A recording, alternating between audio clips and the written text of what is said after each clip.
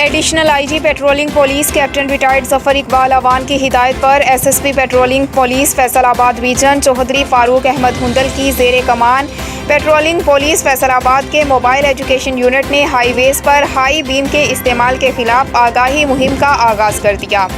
ہمارے نمائندہ خصوصی پاکستان غلام دستگیر کی تفصیلات کے مطابق جس سلسلے میں فیصل آباد کے مختلف highways, banks, petrol pump, transport goods اور